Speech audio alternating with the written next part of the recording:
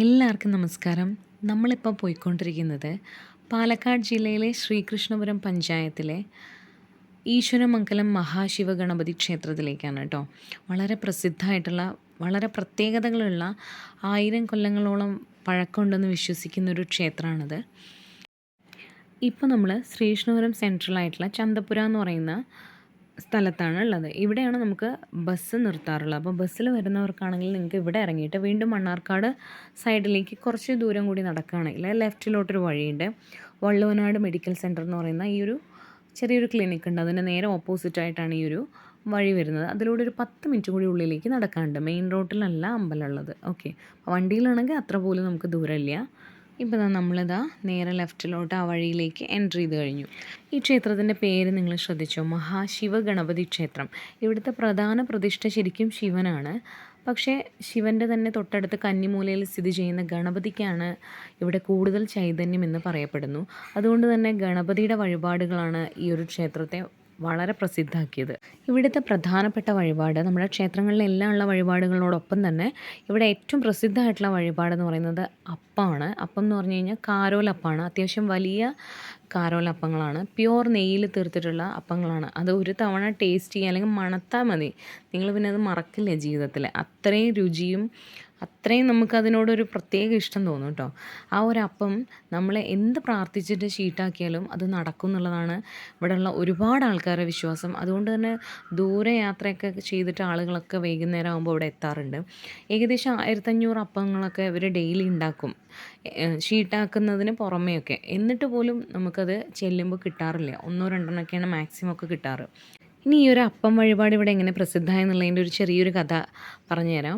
നമ്മുടെ ഗണപതിയുടെ ശക്തി ഒന്ന് പരീക്ഷിക്കാൻ വേണ്ടിയിട്ട്, ഗണപതിയുടെ വിഗ്രഹം വളരെ ചെറുതാണ്. അപ്പോൾ ഒരു മനുഷ്യൻ വളരെ അഹങ്കാരത്തോടു കൂടി പറഞ്ഞു, ഞാൻ ഈ അപ്പം കൊണ്ട് ഈ ഗണപതി വിഗ്രഹം മൂടിക്കളയുമെന്ന്. അങ്ങനെ അപ്പങ്ങൾ കുറേ ഉണ്ടാക്കി കൂട്ടിയിട്ടും ഗണപതിയുടെ ആ തിളങ്ങുന്ന വിഗ്രഹത്തിൻ്റെ മുകളിലുള്ള ഭാഗം മൂപ്പർക്ക് മൂടാൻ പറ്റിയില്ല എന്നാണ് പറയണം അപ്പം കൊണ്ട്. അതിങ്ങനെ പുറത്തേക്ക് അത്രയും പ്രഭ ചൊരിഞ്ഞ് അതിങ്ങനെ പുറത്തേക്ക് തള്ളി വന്നുകൊണ്ടേയിരുന്നു എന്ന്. എത്ര അപ്പം ഉണ്ടാക്കി കൊടുത്തിട്ടും അത് മൂടാൻ പറ്റണില്ല. അവസാനം അദ്ദേഹത്തിന് തെറ്റ് മനസ്സിലാക്കി, ഗണപതിയുടെ ശക്തി മനസ്സിലാക്കി മാപ്പ് പറഞ്ഞതിന് ശേഷം ഒരു കൂട്ടം അപ്പം തന്നെ കൊണ്ട് നമുക്കത് മൂടാൻ പറ്റി വിഗ്രഹം എന്നാണ് പറയുന്നത്. അതിന് ശേഷം ഇവിടെ അപ്പം മൂടൽ, അതായത് വിഗ്രഹത്തിൻ്റെ മുകളിൽ അപ്പം മൂടൽ എന്ന് പറയുന്ന ഒരു വഴിപാട് കൂടി വളരെ പ്രസിദ്ധമാണെന്ന് കേട്ടിട്ടുണ്ട്. ഓക്കെ, അപ്പോൾ നമുക്ക് എന്തെങ്കിലും ആഗ്രഹം ഉണ്ടെങ്കിൽ ഇവിടെ അപ്പം മൂടൽ അല്ലെങ്കിൽ അപ്പം വഴിപാട്, അപ്പം കൊണ്ട് തുലാഭാരം, അങ്ങനെ അപ്പം കൊണ്ട് എന്ത് വഴിപാട് ചെയ്താലും അത് സാധ്യമാവുമെന്നാണ് കേട്ടിട്ടുള്ളത്. ഇതാണ് നമ്മുടെ ഫേമസ് ആയിട്ടുള്ള അപ്പം. വളരെ ടേസ്റ്റി ആയിട്ടുള്ള, അത്യാവശ്യം നല്ല വലുപ്പമുണ്ട്. ഇതിങ്ങനെ ദൂരെ നിന്ന് എടുത്തുകൊണ്ട് നിങ്ങൾക്ക് ഇങ്ങനെ കാണുന്നുള്ളൂ എന്ന് മാത്രം. ഇതാണ് നമ്മുടെ ക്ഷേത്രത്തിൻ്റെ മുൻഭാഗം എന്ന് പറയുന്നത്.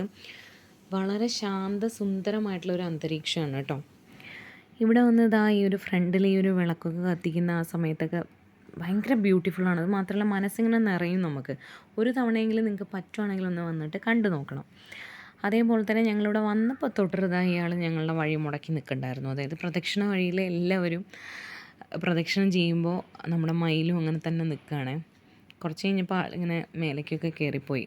അതുപോലെ ഇവിടെ നരസിംഹമൂർത്തിയും ഉണ്ട്. അത് പക്ഷേ ക്ഷേത്രത്തിനകത്തല്ല, കുറച്ച് ഇപ്പുറത്തായിട്ടാണ് പ്രതിഷ്ഠിച്ചിട്ടുള്ളത്. പിന്നെയുള്ള ഉപപ്രതിഷ്ഠകളൊക്കെ ആ നരസിംഹമൂർത്തി ക്ഷേത്രത്തിലാണ് ചെയ്തിട്ടുള്ളത്. അതേപോലെ ഇവിടുത്തെ വില വിവരങ്ങളൊക്കെ ഞാനിത് ജസ്റ്റ് ഒരു ഫോട്ടോ എടുത്ത് വെച്ചതാണ്. ഇവിടെ നിങ്ങൾക്ക് കാണാൻ പറ്റും, കണ്ടോ? അപ്പം 1 കൂട്ട്, അരക്കൂട്ട്, കാൽക്കൂട്ട്, ഒരെണ്ണം, അതുപോലെ ഒറ്റപ്പം, അങ്ങനെ ബാക്കിയുള്ള എല്ലാ വഴിപാടുകളും ഇവിടെ കുറേ പ്രസിദ്ധമായിട്ടുള്ള വഴിപാടുണ്ട് കേട്ടോ. നരസിംഹമൂർത്തിക്ക് പാനകം അർപ്പിക്കുക, അങ്ങനെയുള്ള കുറേ വഴിപാടുണ്ട്. അതുപോലെ ശിവന് ധാര, അങ്ങനെയുള്ള കുറേ ഉണ്ട്. അപ്പോൾ നിങ്ങൾക്ക് ആർക്കെങ്കിലും ഇതുപോലെ ഈ ക്ഷേത്രത്തിലേക്ക് വരണം എന്നുണ്ടെങ്കിൽ, അല്ലെങ്കിൽ അപ്പമൊക്കെ ഷീട്ടാക്കണം എന്നൊക്കെ ഉണ്ടെങ്കിൽ നിങ്ങൾക്ക് ആ കാണുന്ന നമ്പറിലൊന്ന് വിളിച്ച് പറഞ്ഞാൽ മതി. ഗൂഗിൾ പേയും കാര്യങ്ങളൊക്കെ ഉണ്ട്. സോ ഭഗവാന്റെ അനുഗ്രഹം എല്ലാവർക്കും ഉണ്ടാവട്ടെ. Thank you.